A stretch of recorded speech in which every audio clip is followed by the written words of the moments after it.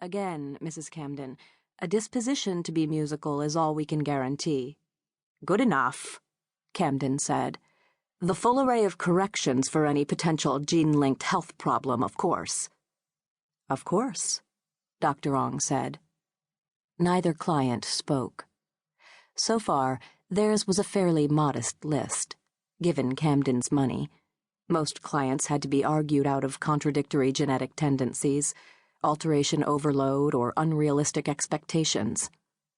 Ong waited. Tension prickled in the room like heat. And, Camden said, no need to sleep. Elizabeth Camden jerked her head sideways to look out the window. Ong picked up a paper magnet from his desk. He made his voice pleasant. May I ask how you learned whether that genetic modification program exists? Camden grinned. You're not denying it exists. I give you full credit for that, Doctor.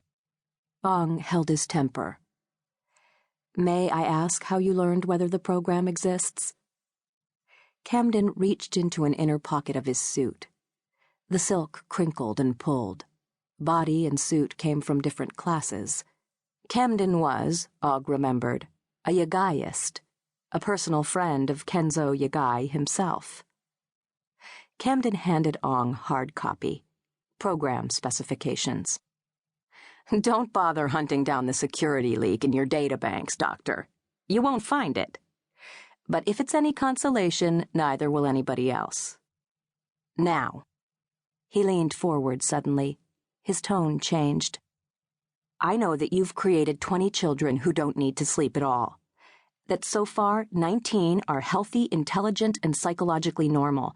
In fact, they're better than normal. They're all unusually precocious. The oldest is already 4 years old and can read in 2 languages. I know you're thinking of offering this genetic modification on the open market in a few years. All I want is a chance to buy it for my daughter now, at whatever price you name. Ong stood. I can't possibly discuss this with you unilaterally, Mr. Camden. Neither the theft of our data, which wasn't a theft. Your system developed a spontaneous bubble regurgitation into a public gate. You'd have a hell of a time proving otherwise. Nor the offer to purchase this particular genetic modification lie in my sole area of authority. Both have to be discussed with the Institute's board of directors. By all means, by all means. When can I talk to them, too? You? Camden, still seated, looked up at him. It occurred to Ong that there were few men who could look so confident 18 inches below eye level. Certainly. I'd like the chance to present my offer to whoever has the actual authority to accept it. That's only good business. This isn't solely a business transaction, Mr. Camden. It isn't solely pure scientific research, either, Camden retorted. You're a for-profit corporation here, with certain tax breaks available only to firms meeting certain fair practice laws. For a minute, Ong couldn't think what Camden meant. Fair practice laws are designed to protect minorities who are suppliers. I know it hasn't ever been tested in the case of customers, except for redlining in Y-energy installations. But it could be tested, Dr. Ong. Minorities are entitled to the same product offerings as non-minorities. I know the Institute would not welcome a court case, Doctor. None of your 20 genetic beta test families is either black or Jewish. A court? But you're not black or Jewish. I'm a different minority. Polish-American. The name was Kaminsky. Camden finally stood and smiled warmly.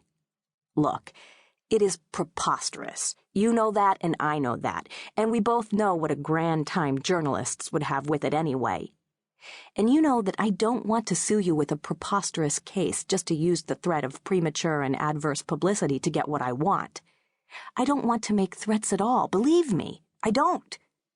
I just want this marvelous advancement you've come up with for my daughter.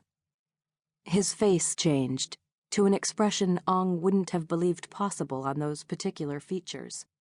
Wistfulness.